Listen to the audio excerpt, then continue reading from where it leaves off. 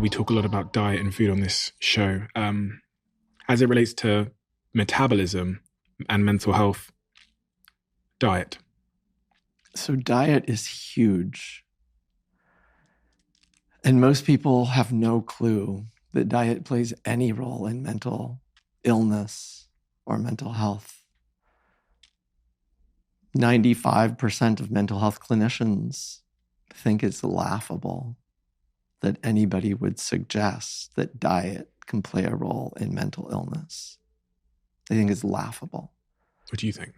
I think if you do a deep dive into the science, all of the science that we have accumulated over the last 100 years and longer sometimes, that if you do a deep dive into all of those neuroimaging studies that we've been doing, all of the genetic studies we've been doing, all of the neurotransmitter and hormone studies and trauma studies and adverse childhood experiences studies, if you do a deep dive into the science and you understand what is happening in the brains and bodies of people as a consequence of those things, or what could be causing those things, if you put it all together, you come to this soundbite that mental disorders are metabolic in nature.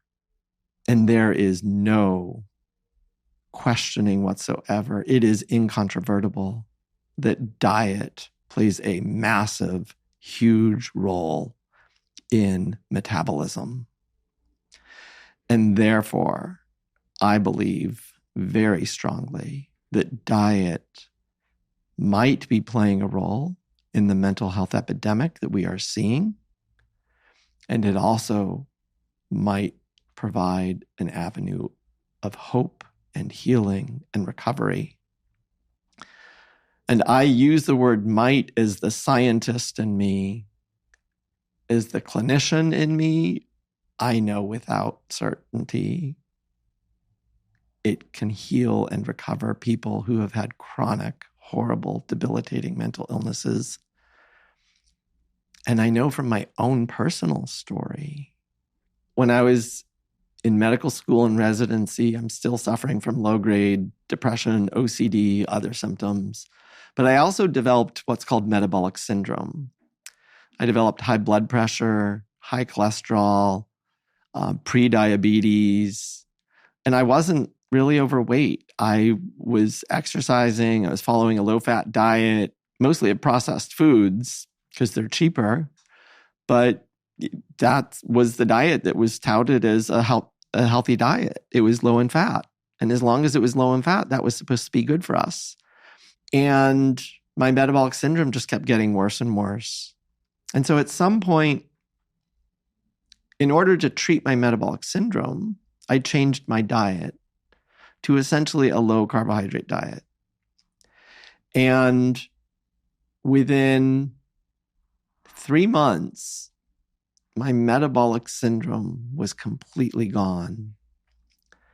But the thing that just dumbfounded me was that my mental health was better than it had ever been in my entire life. And I just couldn't believe what I was experiencing. I didn't know that I could be that kind of a person. I didn't know that I could be happy and positive and energetic and confident. I had no idea. I didn't think that was in me. And by changing my diet, all of those things happened. At the level of the mitochondria, are you saying, do you believe that because you changed your diet to more sort of natural, healthier foods, at the level of the mitochondria were able to function more naturally themselves and in a more functional way, which meant that the chemicals they released and the processes they go through were more consistent with positive mental health? Is that like the simpleton's way of understanding it? And before then, you talked about man-made compounds in the foods, etc. I'm assuming you're saying that some of the modern foods that we eat, the ultra-processed foods that have all of these random named chemicals inside them that we see on the labels, the mitochondria don't know how to deal with that. So it's causing the same sort of dysregulation and dysfunction that they might see if we'd gone through like an extreme trauma or something else or some other adverse environmental situation. It's just this dysfunction of the mitochondria, which is causing the knock-on effects we see. But there's many things that can cause dysfunction in the mitochondria. And we went through a bunch of them earlier. Is that like a simple way of understanding it? 100%. Okay, great. It's perfect. Super interesting. Okay, so on that point then, we have to zoom in on this thing of diet. If you wanted my mitochondria to be perfect, and maybe even give me a case study of, I don't know, patients you've worked with that you've prescribed a certain diet to, what diet, what food would you tell me to eat? And what would you tell me not to eat? So I actually don't have a one-size-fits-all prescription. And so I want to say that up front. So I would want to know, who am I working with and how is their mental and metabolic health now? Me. So you. Yeah. So I would want more details. Are you having symptoms of any mental health condition? I would say no. However, I can have moments where I feel a little bit anxious. So, I've been through a lot of, I'd say, like stressful events in my life because I was running a big business. We had hundreds of employees, paydays all the time. So at one point, I had this constant, subtle stress. And so I would want to know, do you feel like you have anxiety for no good reason? Sometimes it can feel a little bit like that. It's very infrequent, I'd say. But I can also have moments where I just think of something and then I get the same kind of like, it's almost like the fight or flight response has just kicked in. But you think of something adverse or stressful? Yeah. So the one thing I would say about that, and we could get into a lot more details, which we probably don't want to do now. I don't mind. Podcast. But my strong guess, based on just what you've said, is that level of stress and anxiety is quote unquote normal. Okay. Because you are sensing, I have to go do something that's really scary right now, or I have to go do something that's going to ruin someone's life, or that might threaten my success. It is normal and actually healthy to have anxiety and stress in those situations. The anxiety and stress can sometimes be quite helpful and adaptive because it can make you pause and reflect on, is this really what I want to do? As opposed to being overly confident and just proceeding. Your own personal history almost certainly informs your level of stress response. And again, so if you go back to your own traumas, you're going to remember, when I'm facing a situation like this, it's helpful to be on hyper alert. It's helpful to be hyper vigilant. And your body and brain will remember that helped you navigate this safely and effectively. But if I have that profile, if I have that sort of mental profile now as I sit here, and then for the next decade, I ate processed junk food, am I going to send my mitochondria into disarray, which is going to increase the probability that I have a mental health disorder? Yes. I think yes. We've got, there's no way we will ever be able to do a human randomized controlled trial to test that precise unethical hypothesis. Yeah. But we have large epidemiological studies that strongly suggest that people who eat a lot of ultra-processed food have higher risk for developing depression, anxiety, and other mental disorders. And based on the science, the granular science, based on animal models. So we can do that to mice and rats. And in fact, that's exactly what we see in mice and rats. We feed them an obesogenic diet, which is usually high in fat, high in carbohydrates, ultra-processed foods. Some researchers have fed rats and mice cafeteria diets where they feed them a lot of delicious junk food. And those mice develop higher rates of obesity, but also higher rates of diabetes and prediabetes. And oh, by the way, also higher rates of depression and anxiety, because those are the two things that we can kind of measure in mice and rats. We can't necessarily measure ADHD symptoms. It's really hard to actually measure psychotic symptoms. But we can measure depression and anxiety symptoms pretty well in animals. And so in animal models, we know that that's unequivocally true. And we see the same in humans, though, because I was reading your book, and in chapter 4, you say people with ADHD are more likely to develop obesity. People who are obese are 50% more likely to develop bipolar and 25% more likely to develop anxiety or depression. And weight gain around the time of puberty leads to a 400% increase in the chance of depression by the age of 24. Yes. And insulin resistance at age 9 increases your chances of developing a psychotic at-risk mental state, which is like meaning you're at high risk for developing schizophrenia or bipolar disorder, 500%. And Alzheimer's? All mental disorders are associated with an increased risk of Alzheimer's disease. Anywhere from the lowest is 50% increased risk, and the highest is 2,000% increased risk. And the thread that unites all of these problems is metabolism. Metabolism. And at the end of the day, you have to talk about mitochondria in order to understand metabolism. Only 7% of US citizens have no signs of metabolic health problems, meaning 93% or so of US residents will have at least one of the biomarkers of metabolic syndrome, meaning they have prediabetes or abnormal lipids or high blood pressure or abdominal obesity or abdominal fat, excessive abdominal fat. So what do we offer those 93%? So those people, diet interventions would absolutely be a part of a healing strategy. A part of it, not the only strategy. I would want to know about their sleep. I would want to know about substance use. I would want to know about medications, lots of things. But for dietary interventions, I would want to meet them where they're at and just find out, well, where are you at? What are you eating? Do you have preferences or demands for what your diet should be? Could you give me a case study then?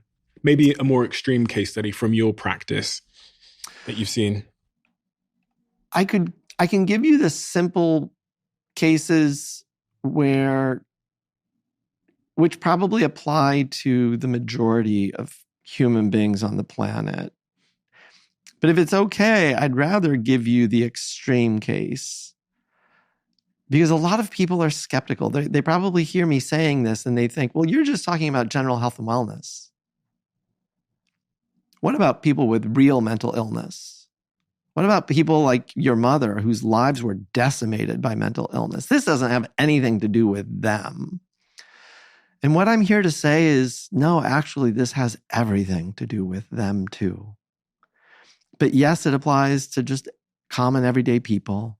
But probably, so one story that I will just share because it's probably one of the most powerful stories I know. It was a woman whose real name was Doris. And in the book, I called her Mildred because I changed everybody's names. But she actually gave me permission to use her real name. So in honor of her, I want to use her real name. So she was a woman who actually had a horrible abusive childhood, lots of trauma.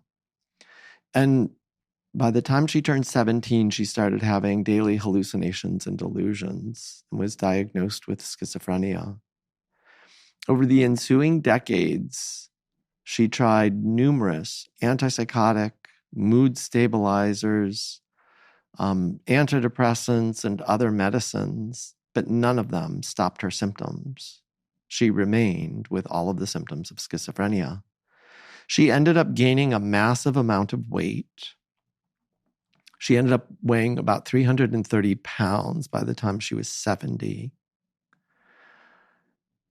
Her life was devastated by this diagnosis.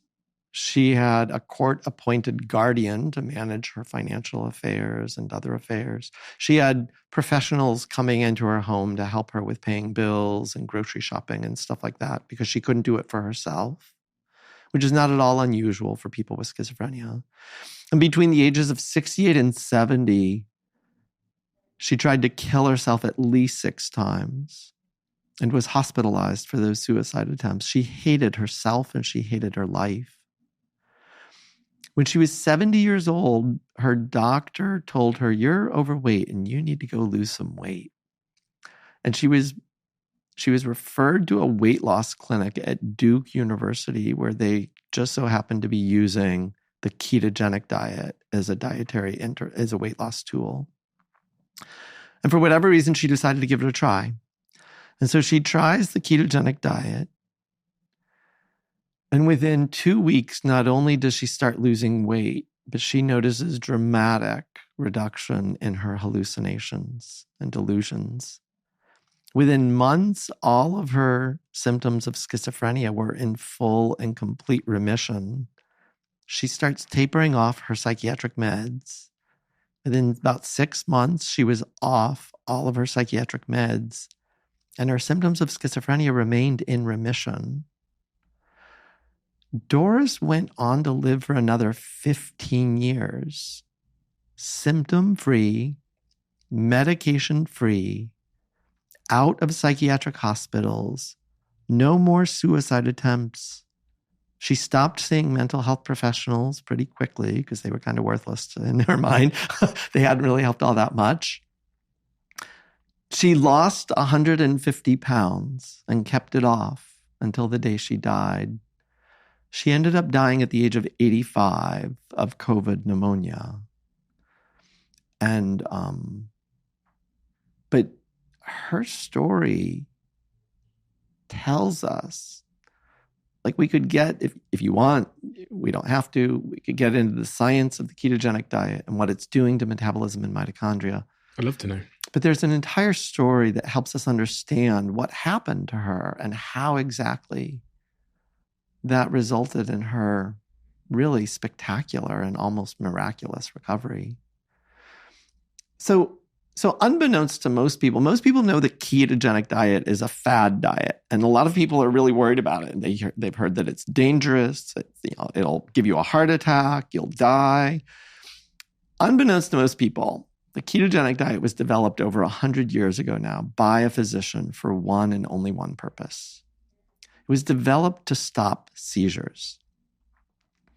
And in fact, the ketogenic diet has been studied extensively for its effects on the brain over the past 100 years. And it is an evidence-based treatment for epilepsy. And the reason that is so important is because we use epilepsy treatments in psychiatry all the time. Lots of the medications that we prescribe to psychiatric patients are, in fact, epilepsy treatments. And so we know that there's a lot of overlap between epilepsy and mental illness, and that treatments that help with epilepsy can also help with mental illness. And so we actually know more about the biology of the ketogenic diet and its effects on the brain than we do any other dietary intervention. It changes neurotransmitter systems. It decreases brain inflammation. It changes the gut microbiome in beneficial ways. It actually changes gene expression or epigenetics. But most important and relevant to my theory is it improves mitochondria and mitochondrial function.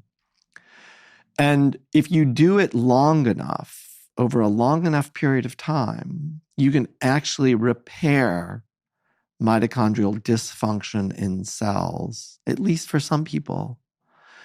And then you can actually stop the diet.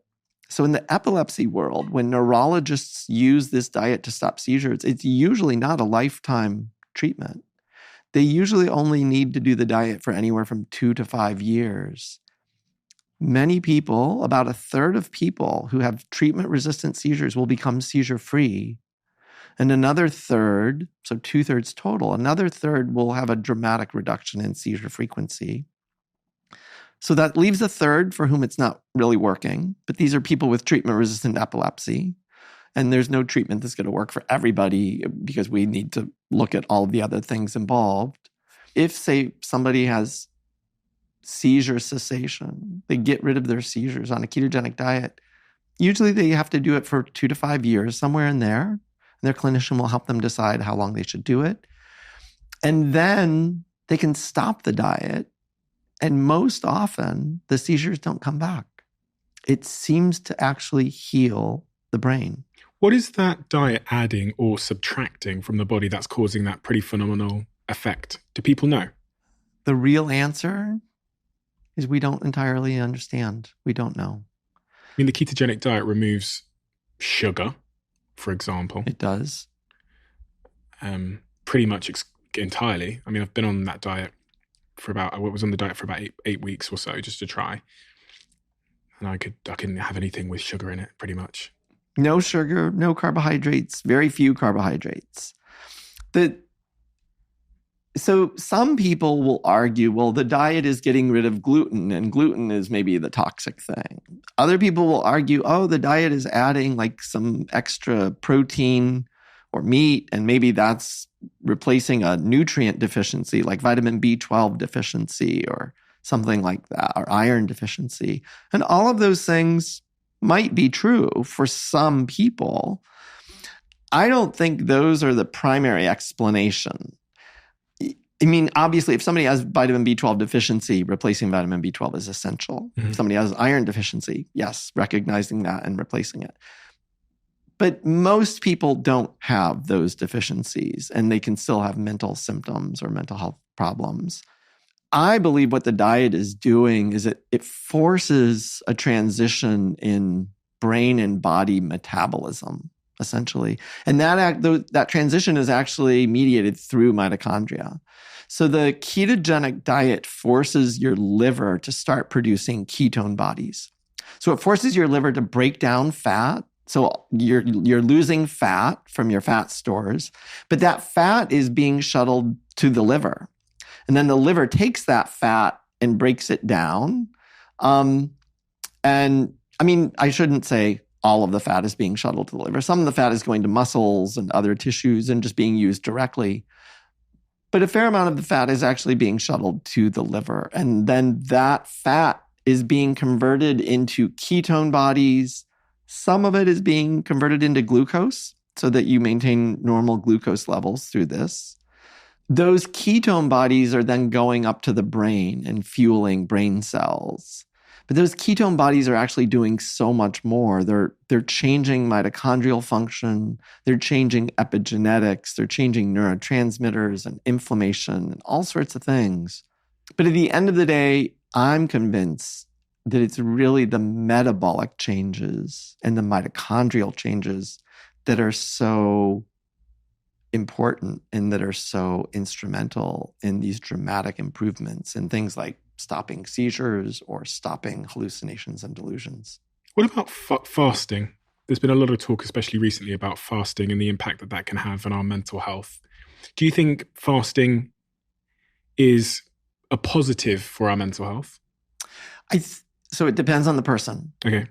And so the ketogenic diet actually mimics the fasting state. That's why it was produced. Oh, right. The ketogenic diet was actually developed by a physician recognizing that fasting can have really powerful brain effects, including stopping seizures. If you're out on an island and your friend starts seizing uncontrollably, the best thing to do is to fast them. Even if the seizures stop intermittently, you would think, oh, let's feed you to, keep up your sustenance and, take care of you. The best thing to do for your friend, if they are seizing repetitively over days or months, the best thing to do is to fast your friend and to tell them, let's have you go without food for a few days. And that can stop the seizures. Wow. The challenge with fasting is that you could starve to death if you do it long enough. And that's not a very good treatment for your friend on the island.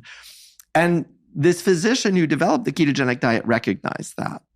And so that's why he developed the ketogenic diet, was really looking to see, can we mimic the fasting state with a diet and get these longer term benefits.